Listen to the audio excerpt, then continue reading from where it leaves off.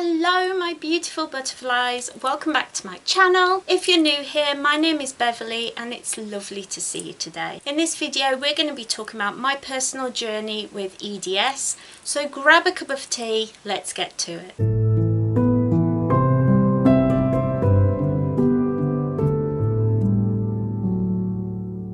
So my lovelies, this month, May 2021, it's awareness month for two of my illnesses, for fibromyalgia and Ehlers-Danlos syndrome. So I thought I'd do a couple of videos about my personal journey because my last disability video was about my journey with chronic migraines and it did really well. People seem to really like it, so I thought why not show you what my timeline has been like. I'm in my 40s now, how it's affected me, how it still affects me, and how I came to get diagnosed with EDS or Ehlers-Danlos syndrome. I thought that'd be a really great way of raising awareness. So next week, next Monday, we'll be talking about fibromyalgia, but today it's my personal journey with EDS. So yeah, don't forget to like, comment and subscribe. Let's get to it, shall we? So what is EDS? EDS is basically an inherited condition that affects your connective tissue. Connective tissue affects the structure of skin, of your bones, of your cells, of your blood vessels, your organs. So it affects a lot in the body. And everybody, it's affected differently. It's not actually just one illness, it's a group of illnesses that all affect your body in different ways. But the main one thing that we all have in common is hypermobility, and that is basically our hands, our feet, our arms, our legs, our skin is stretchy. Like there's so much different between the different types, but that is the one thing that is in common. Some people are incredibly disabled by this condition. Other people find that there are other comorbidities that go along with it that make it harder. But for me personally, it's the thing that started the whole chain reaction of other illnesses that came into my life. And so I think it's important to talk about EDS first because this is where it all began.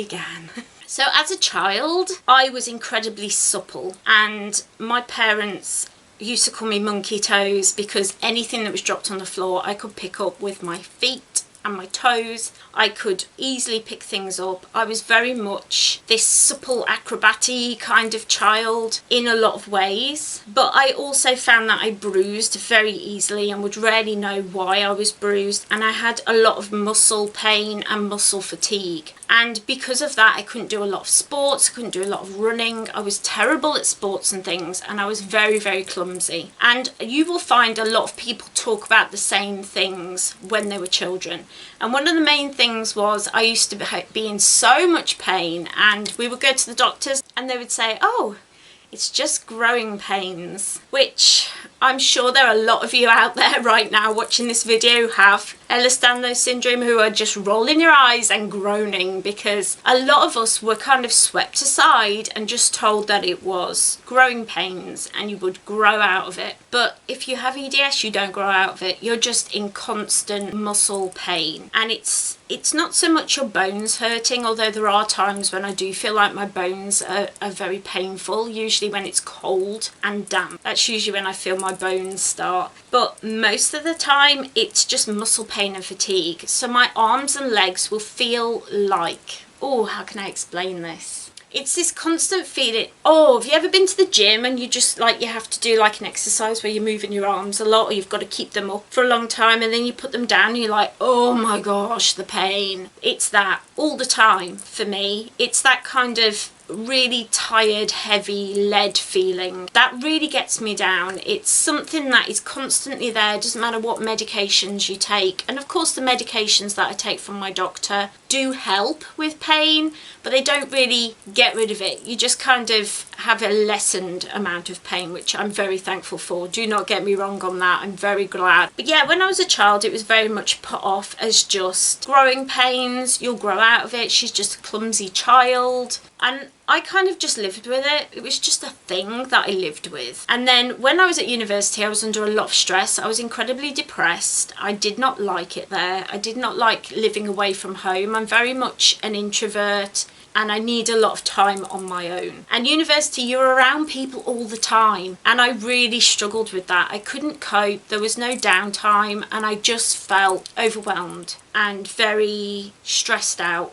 Not just the work that was involved, which was of course stressful in itself, but the being around people a lot, and the stress of that, they think, triggered my illness getting worse. So basically what happened was I went to a festival for the weekend and my leg started hurting. My lower left leg really started to get painful. I couldn't put any weight on it, and I thought I've been bitten by something, stung by something, something's going on. Went home, went to the doctors the next day. They gave me antibiotics, found it didn't do anything, didn't work. Then they gave me another course of antibiotics, didn't work, and then they sent me to the hospital and I had to have scans and everything done, but they couldn't find anything wrong with me. And you'll find that a lot with illnesses like EDS. Those things don't turn up on things, like you can't look at it and say, oh yeah, it's this. And that's what makes it very hard to get diagnosed, because people can't easily see things on test results. One day I'm hoping that we will have like a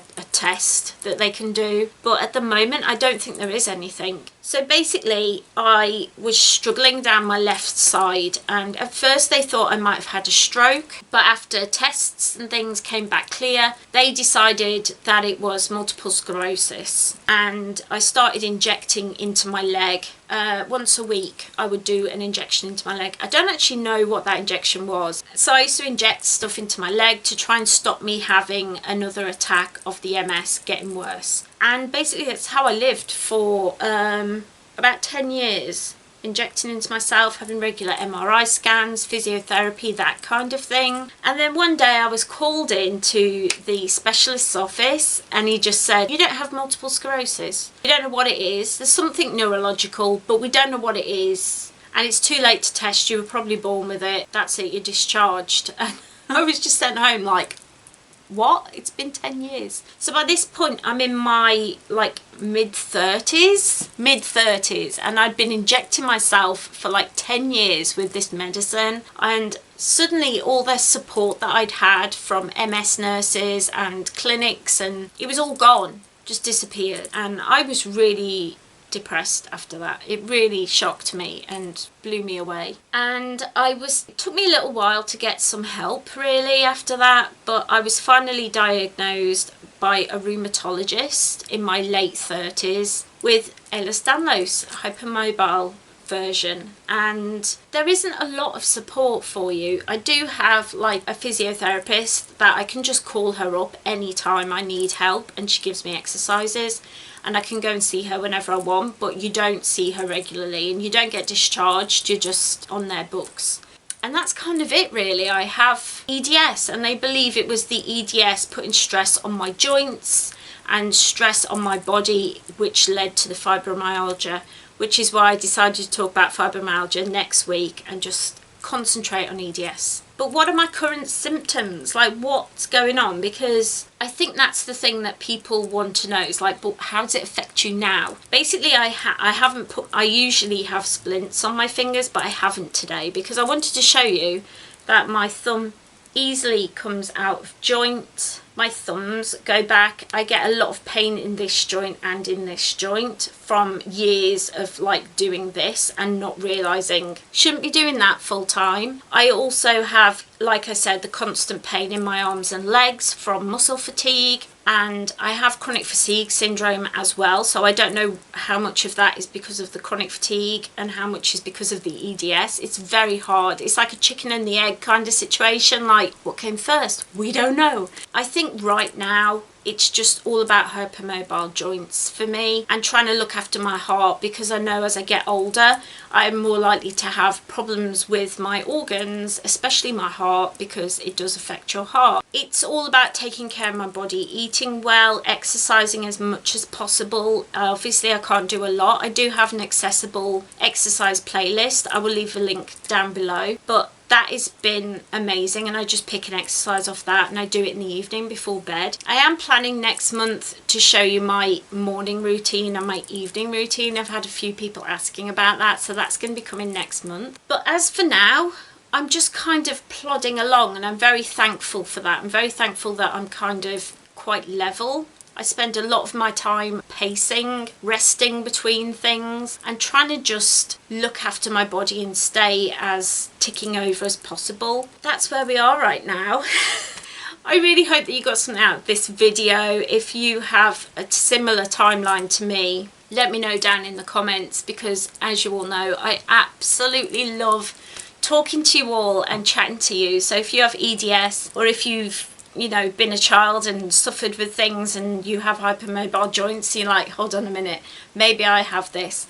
If you want to chat about things, let me know down below in the comments, because I love talking to you so much. I love you all, I do. I hope you enjoyed this video and got something out of it, and that it raised a little bit of awareness about how this condition, it's just a whole life thing. It just always affects you, and I really wanted to show that today in this video. So if you enjoyed it, let me know by leaving a cheeky little like down below, so that I can bring more like this to my channel in future. Don't forget, I have a lot of really great content coming up. I have next week about my life with fibromyalgia, and then next month I'm going to be doing some routines and things. I also have an exercise playlist. Lots of stuff for you guys to look forward to, and to make sure you don't miss any of it, don't forget to head down below and hit that little subscribe button. I would love to have you as part of the Butterfly family here. We are a lovely bunch of coconuts, and we love talking about things, and if you want to be part of the family,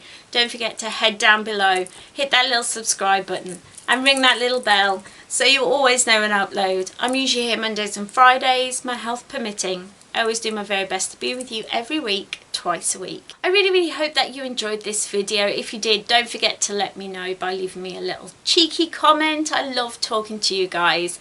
And don't forget to stick around, kick your feet up, grab a cup of tea and check out this playlist that I put together for you. I hope you're having a really great week this week. I hope you're having a lovely day. I'll see you next time. Bye.